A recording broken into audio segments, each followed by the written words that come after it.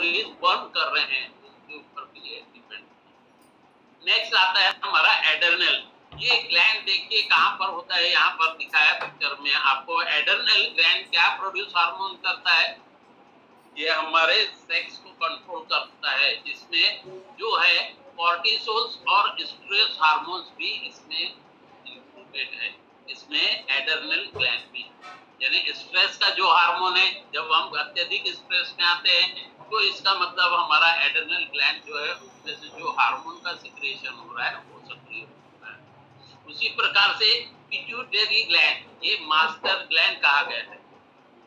सबसे पहले तो हाइपोथैलेमस, हाइपोथैलेमस के बाद पिट्यूटरी। ये पिट्यूटरी ग्लैंड के पास जब इंट्यूशन जाता है तो ये हार्मोन्स रिलीज करता है, और ये हार्मोन्स क्या करता है, हमारे ग्रोथ और डेवलपमेंट में सक्रिय रूप से अदा करता है। थायराइड का जिसको प्रॉब्लम आता है तो उसका मतलब T3, TSH, T4 जो रहता है, ये सक्रिय हार्मोन्स करने का काम भी यहाँ पर पिट्यूटरी ग्लैंड जो है वो बताता है। पैनक्रियास में जिसको शुगर की वगैरह प्रॉब्लम रहती है तो ये कौन सा हार्मोन डेवलप करता है ग्रोथ और डेवलपमेंट में, ये भी हार्मोन जो है इंसुलिन के हार्मोन्स को प्रोड्यूस करता है। पैनक्रियास जो है, पैनक्रियास ग्लैंड, ये हमारे इंसुलिन के हार्मोन्स को प्रोड्यूस करने में सक्रिय रूप से कार्य करता है। अब इंसुलिन का जहां पर रोल आया, इसका मतलब आपका जो फॉर्मेशन हो रहा है, जो आप फूड प्रोडक्ट कर रहे हैं, ग्लूकोज से ग्लूकोजन से ग्लूकोज बना करके आपके ब्लड शुगर लेवल में कितना इंक्रीज और डिक्रीज होता है, उसका कार्य करने में ये पैनक्रियास सक्रिय होते हैं, जिसमें इंसुलिन का। दूसरा आता है नेक्स्ट, उसमें हम देखते हैं टेस्टिस, जो पुरुषों में होती है। जो टेस्टोस्टेरोन जो हार्मोन्स यहाँ पर रिलीज होता है वो सेक्सुअल हार्मोन्स रहते हैं वो पुरुषों में। ओवरीज जो महिलाओं में हम देखते हैं, जिसके कारण यानी क्या है, तो इसमें हम ओवरीज में जब क्या करते हैं, देखते हैं कि कौन सा हार्मोन्स रिलीज हो रहा है, एस्ट्रोजन, प्रोजेस्टेरोन और टेस्टोस्टेरोन। ये फीमेल सेक्स ऑर्गन के रूप में प्रस्तुत होते हैं दोस्तों, और इसके कारण ही हमारा जो है वंश जो चलता है। अब इसके ऊपर में भी जब प्रॉब्लम आता है हार्मोन्स में, तो जब भी आपने टॉपिक पढ़ा होगा पीसीओडी, पीसीओएस में, उस समय इस हार्मोन्स का जिक्र। अब मैन एंड वुमेन, जो पुरुष और महिलाएं जो है सेम इम्बैलेंस होते हैं इंसुलिन से, स्टेरॉइड से और ग्रोथ हार्मोन और एड्रेनल ग्लैंड के ऊपर। ये तीनों चीजें इनके ग्रोथ, डेवलपमेंट और अदर इंसुलिन और अदर एक्टिविटीज के लिए ये सक्रिय भूमिका निभाते हैं। जब महिलाएं इसका इनबैलेंस एक्सपीरियंस करती है, जब एस्ट्रोजन का और प्रोजेस्टेरोन लेवल अगर कम ज्यादा होता है, तो उसी प्रकार से पुरुषों में भी ये प्रॉब्लम आता है। जब उसका टेस्टोस्टेरोन जो लेवल है कम ज्यादा होता है तो फर्टिलिटी का प्रॉब्लम आता है। अब यहाँ पर जो 9 साइन ये है दोस्तों, कि अगर आपका हार्मोन्स इनबैलेंस होता है तो यहाँ पे और भी डिफरेंट प्रकार के साइंस एंड सिम्टम्स रहते हैं। यहाँ पे हम 9 जो चीजों के बारे में बात करेंगे, कि जब हार्ट के इसमें कभी आपको प्रॉब्लम आ रहा है, इसका मतलब आपका जो हार्मोन्स है वो लो लिपिड लेवल यहाँ पर प्रोड्यूस कर रहा है। उसी प्रकार से हम देखते हैं कि जब हमारा प्रॉब्लम आ रहा है कहाँ, डाइजेशन में, इसका मतलब कि वो रिस्पॉन्सिबल होता है हमारा ये हार्मोन। उसी प्रकार से जब आपका फैटनेस बढ़ता है, ओबेसिटी बढ़ती है, इसका भी कारण जो रहता है हार्मोन्स भी एक रूप है। उसी प्रकार से जब वेट लॉस, वेट गेन हो रहा है, तभी ये प्रॉब्लम में आता है। फटीगनेस रहता है तो प्रॉब्लम आता है। मूड स्विंग्स जब चेंज होते हैं तब भी हार्मोन सक्रिय रूप से कार्य करते हैं। और उसी प्रकार से ओवर स्वेटिंग, यानी किसी को देखते हैं हम बिना मदद के, बिना किसी एक्सरसाइज के, बिना किसी ज्यादा वर्कआउट करे हुए भी उनको बहुत ज्यादा पसीना आता है। नॉर्मल टेम्परेचर पर भी बहुत ज्यादा पसीना आता है। इसका मतलब उनके हार्मोन्स में प्रॉब्लम से, हार्मोन्स इम्बैलेंस हो गए। उसी प्रकार से आपकी निद्रा अगर बराबर नहीं हुई रात को, या सो नहीं पा रहे 6 से 7 घंटे, कांस्टेंट जो साउंड स्लीप बोलते हैं वो नहीं हो रही, इसका मतलब आपका हार्मोन्स जो है वो इम्बैलेंस है। उसी प्रकार से जब हमारे जो चेंजेस होते हैं खाने पीने की आदत। जैसे हम कुछ व्यक्तियों को देखते हैं कि उनको समझ में ही नहीं आता कि कितना खाना चाहिए कितना नहीं खाना चाहिए, वो खाते रहते हैं खाते रहते खाते। और कुछ ऐसे भी व्यक्ति रहते हैं कितना भी उनके पास स्वादिष्ट भोजन रखे वो खाते नहीं है। तो ये भी जो सिम्टम है वो है तुम्हारा हार्मोन्स इनबैलेंस होने का। अब यहाँ पे क्या हमारे कॉजेस होते हैं जो हम जिसके कारण हमारे हार्मोन्स इनबैलेंस होते हैं, क्या कारण होते हैं जिसके कारण हमारा हार्मोन्स इनबैलेंस होता है। तो यहाँ पे कुछ हम कारण बताने की कोशिश करेंगे। पहले एंडोक्राइन ग्लैंड जो है वो प्रॉपरली अगर फंक्शन नहीं कर रहा है तो आपका हार्मोन्स का सिक्रेशन बराबर नहीं होगा और प्रॉब्लम्स आएंगी। कुछ मेडिकल कंडीशंस रहते हैं जिनके कारण हार्मोन्स इनबैलेंस हो जाते हैं। और महत्वपूर्ण, जब भी हम यहाँ वेलनेस इंडस्ट्रीज में बात करते हैं तो सबसे पहले हम अपने आप का लाइफस्टाइल जो चेंज करने के कहते हैं वो भी एक फैक्टर होता है हार्मोन्स इनबैलेंस होने का। अगर आपका लाइफस्टाइल प्रॉपर नहीं है, प्रॉपर नींद नहीं है, प्रॉपर आप वाटर नहीं ले रहे हैं, प्रॉपर वर्कआउट नहीं कर रहे हैं और इस प्रकार से आपकी इरेगुलरिटी जो चाहे वो खा रहे हैं, तो ये जो है लाइफस्टाइल आपका अगर बराबर नहीं है तो भी आपके हार्मोन्स जो है इनबैलेंस होंगे। कुछ एनवायरमेंटल फैक्टर्स रहते हैं, कुछ जो स्ट्रेस रहते हैं। स्ट्रेस तो मैंने पहले भी बताया था कि ये सारे बीमारियों की जड़ होती है। तो कुछ क्रॉनिक जो एक्सट्रीम स्ट्रेस रहते हैं उसके कारण भी हमारे हार्मोन्स इनबैलेंस होते हैं। हमारा डाइट अगर अच्छा नहीं रहा तो प्रॉब्लम आता है, आयोडीन की डिफिशियंसी हुई तो प्रॉब्लम आता है, ओवरवेट हुए तो प्रॉब्लम आता है, हम टॉक्सिन्स के और पॉल्यूशन के ज्यादा एक्सपोजर हुए तो भी प्रॉब्लम आता है। उसी प्रकार से हमारा एंडोक्राइन जो केमिकल प्रोडक्शन रहता है हार्मोन्स का वो डिस्टर्ब हुआ तो प्रॉब्लम आता है। इंक्लूडिंग जब हम पेस्टिसाइड हार्बिसाइड्स देखते हैं लेते हैं तब भी ये प्रॉब्लम आता है। टाइप 1 टाइप 2 डायबिटीज में आता है। उसी प्रकार से hyperglycaemia, hypoglycaemia, hypothyroidism, hyperthyroidism, birth control medications लेने से ये सारी जो चीजें हैं ये सारी चीजें के कारण ही हमारा हार्मोन जो है इम्बैलेंस होता है। अब यहाँ पर हमारे हार्मोन्स को अगर बैलेंस करना है तो कैसा हमारा इनबैलेंस हार्मोन्स अगर रहा तो प्रॉब्लम बताया।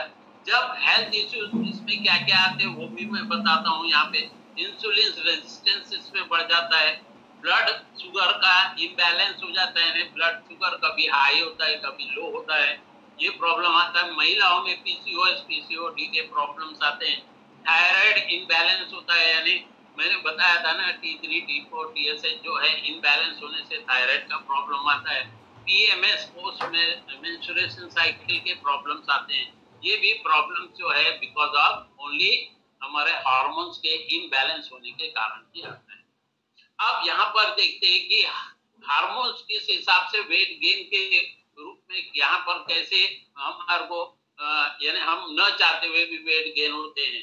तो वो हाई एस्ट्रोजन प्रोड्यूस होने के कारण, हमारा हार्मोन्स का ग्रोथ कम होने के कारण, हमारा टेस्टोस्टेरोन जो है उसका हार्मोन्स के रिलीज इनबैलेंस होने, हाई इंसुलिन होने से, लो थायराइड होने से, हाई कॉर्टिसोल हार्मोन रिलीज होने से, हाई लेप्टिन जो है रेजिस्टेंस, लेप्टिन का रेजिस्टेंस कम होने से भी ये प्रॉब्लम्स आते हैं। जैसे यहाँ पर जो राइट साइड में पिक्चर बताया दोनों महिलाओं में जो फैट है उसमें क्या प्रॉब्लम आ रहा है। जैसे चेस्ट फैट हो रहा है तो हाई एस्ट्रोजन हो रहा है, लो टेस्टोस्टेरोन। उसी प्रकार से बेली फैट बहुत जन के यहाँ प्रॉब्लम है इंक्लूडिंग मी, तो वो हाई इंसुलिन लेवल और लो ग्रोथ हो रहा है हार्मोन्स का। और यहाँ पर क्या है कि जो हार्मोन से एस्ट्रोजन हाई हो रहा है और टेस्टोस्टेरोन हाई हो रहा है, कॉर्टिसोल हार्मोन बढ़ रहा है, तो उसके कारण ये जो मोटापा है वो बेली फैट है वो ज्यादा होता है। उसी प्रकार से हम देखते हैं कि हिप्स का जो ज्यादा होना, ये सारे चीजें जो डिपेंड करते हैं चेस्ट का, हिप्स का, आर्म्स का, एब्डोमिनल का, और लो हमारा जो है लव सिंबल का जो रहता है उसका, हिप्स के बारे में, ये सारी चीजें इनबैलेंस हो रहे हैं। इसका मतलब आपका हार्मोन जो है वो डिस्टर्ब हुआ है और हार्मोन्स जो है प्रॉपर रूप से आपके शरीर में वर्क नहीं कर रहा है, ये हमको समझ लेना चाहिए। अब यहाँ पे क्या देखते हैं दोस्तों कि हमको हार्मोन्स जो है वो प्रॉब्लम कर रहा है, इसका मतलब हमारे खाने में क्या प्रॉब्लम आ रहा है वहां पर भी हम यहाँ जाने। जैसे रेड मीट वगैरह जो ले रहे हैं तो इसमें क्या होता है कि एस्ट्रोजन जो रहता है वो प्रॉपर नहीं होता है, एस्ट्रोजन हार्मोन। उसमें क्या हो रहा है, हमारे को वेट लॉस में प्रॉब्लम आता है, ब्रेस्ट टेंडरनेस रहता है, ओवरीन में सिस्ट का फॉर्मेशन होता है because of this type of the meat and the fatty substances, fatty foods जो हम खा रहे हैं। इंसुलिन रेजिस्टेंस हो रहा है तो वेट गेन हो रहा है। उसी प्रकार से शुगर के एडिक्शन हो जाते हैं। उसी प्रकार से कुछ फ्रूट्स में हाई लेप्टिन होता है, एक्सेसिव हंगरनेस लगता है, वेट गेन होता है। कैफीन की मात्रा ज्यादा से ज्यादा सेवन करने से इम्बैलेंस कॉर्टिसोल नाम का हार्मोन जिससे स्ट्रेस होता है, हमारी निद्रा प्रॉपर नहीं होती, भूख बार बार लगती है। उसी प्रकार से जब हम ग्रेन्स कुछ लेते हैं उसमें लो थायराइड, इंसुलिन रेजिस्टेंस होता है, ब्लोटिंग होता है, एक्सर्शन होता है, हेयर लॉस होता है, इम्बैलेंस ग्रोथ और हार्मोन्स होता है डेयरी प्रोडक्ट खाने से। और उसी प्रकार से कुछ टॉक्सिन्स हमारे शरीर में रह जाते हैं तो जो इम्बैलेंस टेस्टोस्टेरोन हमारे इनबैलेंस हो जाते हैं जिससे हमको फटीगनेस लगता है, ज्वाइंट पेन्स होते हैं और बार बार हमको कोल्ड एंड कफ। उसके कम होने से क्या क्या हमारे को प्रॉब्लम्स आ सकते हैं और उसको हमने किस हिसाब से बैलेंस करना चाहिए, यानी हमारा डाइट को किस हिसाब से न्यूट्रिशन के द्वारा, सेल्यूलर न्यूट्रिशन के द्वारा करना है वो हम यहाँ पर देखें। तो उसमें सर्वप्रथम हमारा सबसे फॉरमोस्ट जो रहता है वो रहता है हमारा basic product formula 1 nutritional mix shake. ये हेल्दी ब्रेकफास्ट है, बनाने में भी कम समय, प्रोटीन, विटामिन, मिनरल से भरपूर और इतना स्वादिष्ट है कि आपको 8 डिफरेंट कलर्स के इसमें फ्लेवर में मिलता है। आप मिक्स करके भी ले सकते हैं, आपका टेस्ट भी बढ़ता है और आपको जो हमारे शरीर को चाहिए विटामिन, प्रोटीन, न्यूट्रिएंट्स वो पर्याप्त मात्रा में मिल जाती है। अब यहाँ पे एक और जब प्रोडक्ट मैंने इसके पहले भी गट हेल्थ बताया था कि वो है हमारा सिंपली प्रोबायोटिक। ये सिंपली प्रोबायोटिक इतना प्यारा प्रोडक्ट है दोस्तों, तो आपका जो है हार्मोन्स को बैलेंस रखने में बहुत ही उपयोगिता सिद्ध करता है। उसी प्रकार से हमारे शरीर में कई इन्फ्लेमेशन होता है उसको कम करने में भी ये सक्रिय रूप से कार्य करता है।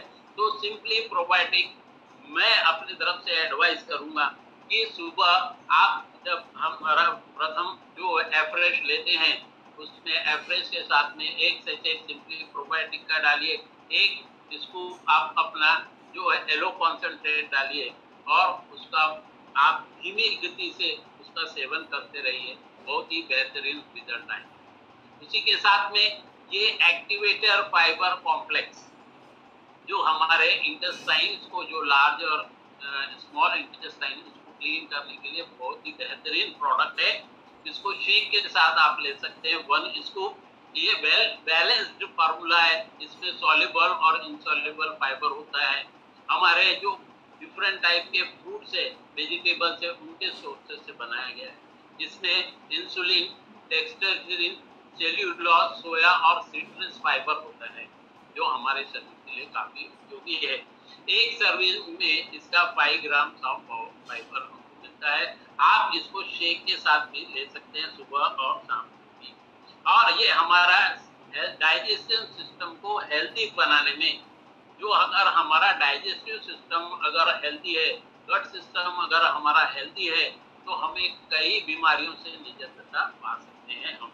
तो इसलिए इसको भी आप हमारे डेली रूटीन में जब भी आप शेक पीते हैं तो एक इसको शेक में भी डाल करके ले सकते हैं। और ये फार्मूला 1 शेक में नहीं लेना चाहते हैं तो वाटर में ले सकते हैं, आप जूस में ले सकते हैं और फ्रूट जो रहते हैं उनको किसी में भी मिला करके ले सकते हैं। बहुत ही बेहतरीन प्रोडक्ट है दोस्तों। उसके बाद और एक प्रोडक्ट आता है बहुत ही हमारा एंटीऑक्सीडेंट, अभी लास्ट मंडे कोई बताया था फ्री रेडिकल्स में, तो उसमें भी ये एंटीऑक्सीडेंट जो हमारे लिए कितना इम्पोर्टेंट होता है। तो यहाँ पर एक प्रोडक्ट है आपका सेल एक्टिवेटर। इसके नाम में ही लिखा है कि हमारे सेल्स को ये एक्टिवेट करता है।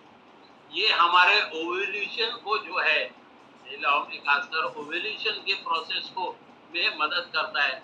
हमारे इंसुलिन सेंसिटिविटीज को, जो हमारे भाई लोग जो शुगर के प्रॉब्लम से ग्रसित हैं, उन लोगों के लिए भी ये इम्प्रूव करता है हमारे इंसुलिन की सेंसिटिविटी को। ये बहुत ही सुपर